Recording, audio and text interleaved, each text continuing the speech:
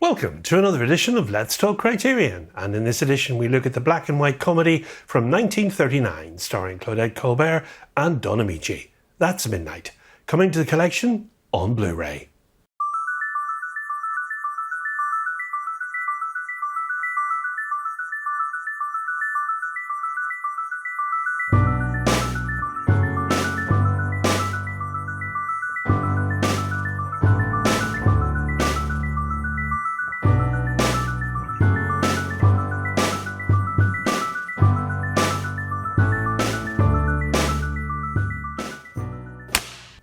Midnight is written by Charles Brackett and Billy Wilder and is based on an original story by Edwin Justice Mayer and Franz Schulz. The tale is about an unemployed showgirl stranded in Paris who is set up by a millionaire to break up his wife's affair with another man. Now, thanks to Billy Wilder and Preston Sturges, Mitchell Reisen had an undeserved reputation as a hack director with a penchant for set decor due to his homosexuality. In other words, they saw him as nothing more than a window dresser.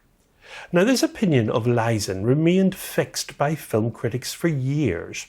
Perhaps these same film critics had finally remembered that Reisen had directed such movies as Easy Living, Hold Back the Dawn, and especially Midnight, which is hailed as one of the funniest screwball comedies from 1939. How could film critics ignore this elegant and hilarious tale of love, adultery and deception in pre-World War II France? Well, did they believe that someone other than Reisen had directed this film? Now, I have to give kudos to Wilder and partner Charles Brackett. They concocted this sharply funny tale of love and deception. But their script alone didn't make this movie the classic that it is today. Reisen deserved a great deal of the credit for that. First of all, Reisen found himself with a first-rate cast for Midnight, and he created magic with them. Claudette Colbert, for instance, who brought great wit and charm to the role of the stranded Eve Peabody. As her performances in both Midnight and 1942's The Palm Beach Story attested, Colbert seemed to have a talent for portraying witty and charming gold diggers. And then we have Ameche, who portrayed Hungarian Tibor Czerny, Eve's would-be suitor, with an earnest aggressiveness that is somewhat charming and occasionally disturbing as well. Ameche gave Tibor a tenacious air that strikes as slightly intense when you see it. Portraying Eve's wealthy benefactor was the legendary John Barrymore, in what was probably his last great role on film.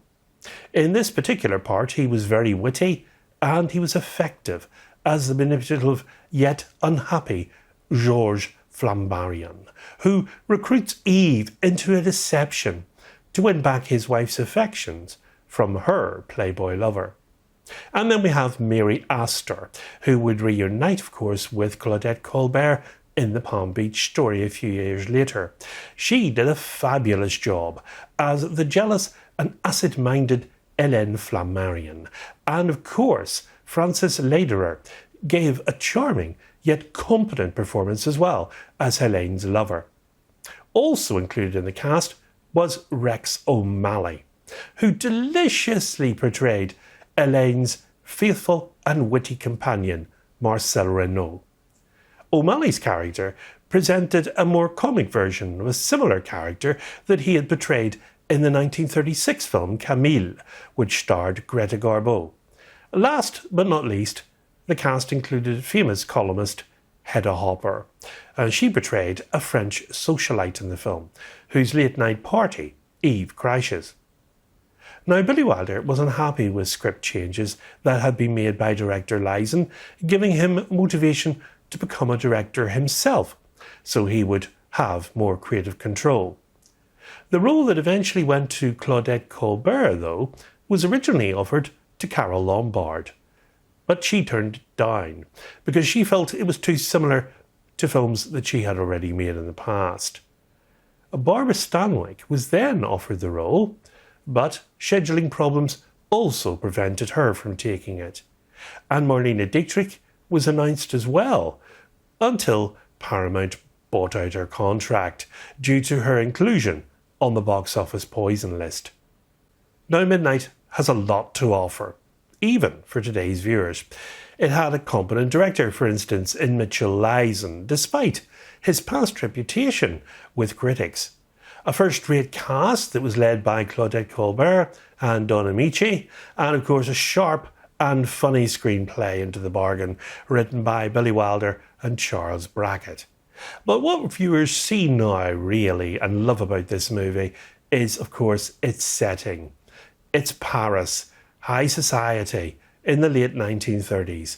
And thanks to certain contract directors at the time, like Joseph von Sternberg and Ernst Lubitsch, Paramount Studios had developed a reputation for possessing a European inflection in its house style, especially by the 1930s.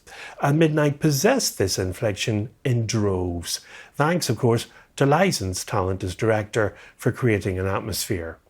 Now, the movie also benefited from scenes that featured Eve crashing Madame Stéphanie's late-night party, Tibor and his fellow taxi drivers' search for Eve through the streets of Paris, and Eve, of course, waking up in her new hotel suite in the nude, her meeting with Elaine at a Parisian couture house, and the dazzling party which was held by the Flammarions' country estate, which included an entertaining Latin band. Now, all of these scenes would strike any viewer as examples of the Lubitsch touch. Well, yet these scenes and many others in the film were photographed by the Utah-born cinematographer Charles Lang and directed by Reisen, of course, who was born in Michigan. Midnight has not really aged one bit through the years. It's still a very entertaining film to see, filled with superb comic acting and razor-sharp wit, and I certainly hope that you would feel the same when you see it. It was certainly a surprise for me when Criterion announced this title to come to the collection just a few months ago. The film had a remake in 1945 with Dorothy Lamour, and that was entitled Masquerade in Mexico. And indeed, there were other plans announced for further remake to be shot back in 2010, with Reese Witherspoon, no less, playing the Claudette Colbert role. But Universal owned the rights to the film at the time, but didn't go into production. And in 2013, the film was selected for preservation in the United States National Film Registry by the Library of Congress as being culturally, historically, or aesthetically significant, of course. And the disc comes to the collection as a Blu-ray release only, with the following supplemental features. We have a new 4K digital restoration, and that comes with an uncompressed mono soundtrack. A new audio commentary featuring author and film critic Michael Koreski. New programme featuring audio excerpts from the 1969 interview with the director Mitchell Reisen. Lux Radio Theatre adaptation of the film from 1940, a practice that was very popular in the 30s and 40s. A trailer and the essay written by film critic David Kearns. And the cover art for the disc is designed, of course, in black and white by Abigail Giuseppe. Billy Wilder and Charles Brackett's sophisticated script gives us a typically subversive blend of fairy tale escapism and caustic social observation. And of course, the pitch-perfect direction of master craftsman Mitchell Reisen, yielding a topsy-turvy Cinderella story that has a nice cynical bite. And the film's a running time of 94 minutes and an aspect ratio of 137:1, and it releases on Tuesday the 17th of June in the US on Blu-ray as Spine 1266. Next time on Let's Talk Criterion, we'll be taking a look at a rare film biography by the writer-director François Girard. That's 32 short films about Glenn Gould, coming to the collection in 4K UHD. And some news about a new feature coming to the channel. I've invited some of my filmmaker friends to browse through my own collection of Criterion and pick their favourites. It's a bit similar to the Criterion Closet in a way, so you can look out for that. It'll be dropping on my channel next week, in fact, as a special edition. So, until the next edition of Let's Talk Criterion from me, it's goodbye, and above all, good Criterion viewing.